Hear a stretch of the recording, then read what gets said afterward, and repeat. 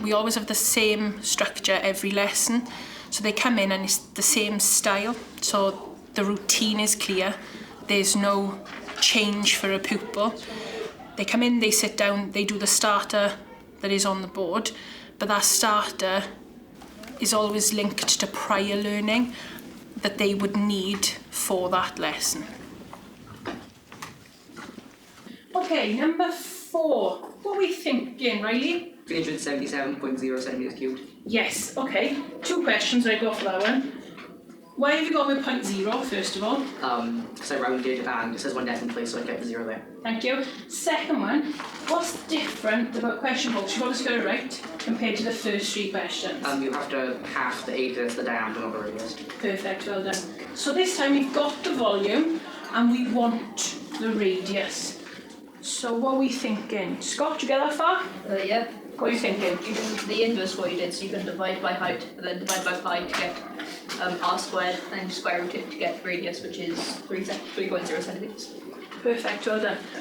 Okay, so today we are going to be looking at volume of a cone. We are going to watch a video. We're going to need our whiteboards for the video. A few things before we watch this video. We've got a cylinder and we've got a cone. Okay, cylinder and a cone. 2 things. The radius of the cylinder and the radius of the cone are equal, so they are the same. The perpendicular heights are also the same. So the first time we're just going to watch this video. Nobody's going to write anything, eyes on the board. Okay? Once we've done that, we're going to write down what we think the volume of a cone, the formula for the volume of a cone is. If you're not sure, you're going to write down something that you've noticed. We're going to watch it twice. The first time, no one's writing anything.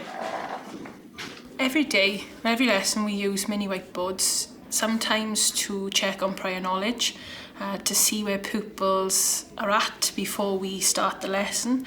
I use it after I've done an example, before we start an exercise. You can pick up any misconceptions, address any problems that the students may have had. It could be how they've laid out their workings, and then the use of units and how they've set them out. But it's basically used for an assessment for learning tool. Okay, so on your whiteboards, you're going to write down now what you think the formula for the volume of a cone is. Or you're going to write down something that you have noticed. I'll play you one more time for those of us who aren't sure. When you're using mini whiteboards, every child has to give an answer. You can tell straight away whether a pupil is engaged during the lesson based on what they've written or what they are writing. When you said show me, other pupils can see whether they've taken part in the activity or not. And basically, you can address it if they haven't done it for whatever reason, whether it's because they don't know what they're doing, and you can be proactive at that point and help them, or you can address any issues that may have come up for them. 3, 2, 1, see. Okay. You've all got some good answers. Holly.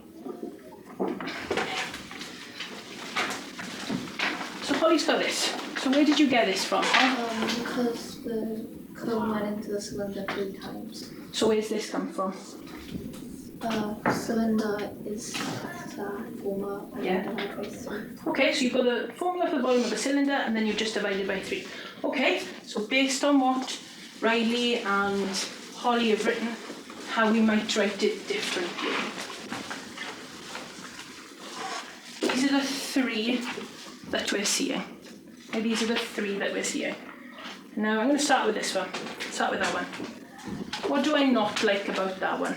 I mean, I can see where you've got it from, but what do I not like about it? Matthew, what do I not like about that? Yes, you've got like the type symbols into it. Okay, yeah. What else? Think about the front. Oh, the 1/3 of the like back. Yeah. Okay, so usually we would write the 1/3 at the front rather than the back, but yes, I'll go with that. Let's go. So I'll go with that one, please. Put that in there.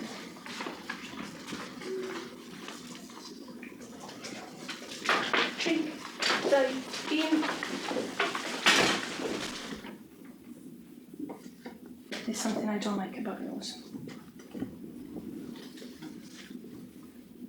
That's better. Okay, we need our units. Secondly, when you are setting this out, the equals in front, the equal signs in line. Alright? Everybody tell me what I don't like about this one. There's two things I don't like about this one. Got the right answer. There's two things I don't like.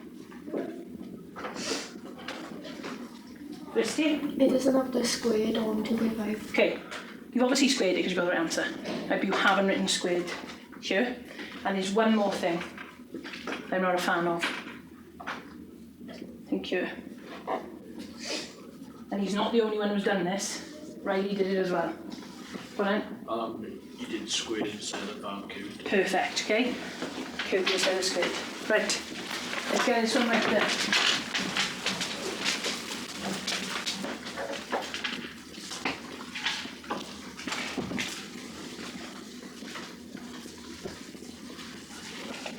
Anybody not ready? Because we're going to show our boards all at the same time. Okay, 3, 2, 1. And there, I think we have hit the jackpot. I think we've all. That is a 3, isn't it? Yeah. It's a dodgy looking 3, but I'll take it. In our box, can we have a go at those questions, please? Making sure that we've got our units at the end. So whether they be centimetres cubed, millimetres cubed, metres cubed. And that we also have our equal signs in line, please, and that we are showing our workings. So I was circulating while the children were on task because I was able to identify any problems that they had, so any misconceptions that they might have if they have got the right answer but not the right units. By going round, I could see very quickly and address the issues then, rather than wait until the end when they might have got several questions wrong, because if I'd stepped in earlier, I could then see that they were able, with my help, able to then answer the following questions. It also means that any pupil in the class who might be nervous or lacks confidence, if you've told them they've got it right, they're more confident to keep going and to try those more difficult questions. So this time we've got our volume and we are wanting the height. Anybody attempt that question? So Scott, do you want to go? Riley, do you want to go? What have you got? 8. 8? Yeah. 8 what? Centimetres. Thank you. Sorry. Not centimetres cubed? No, because it's a line, it's not reading. It's just a line. That's a perpendicular line in the middle. Perpendicular line. Height. Thank you. There's a length and it's a height. Thank you. So you have got 8. You are correct. How did you get 8? I just did everything in reverse. So Everything in reverse. That's helpful for those of us who aren't quite there yet. Go on then. I did, instead of times 1/3, I did 5 1/3, which Yeah. gave me 906 from 302. Then I divided by pi, 288.4. Then divided by 6 squared, which gave me 8.01 recurring. Okay. And then you rounded. Yeah. Okay. I would agree with everything you did there.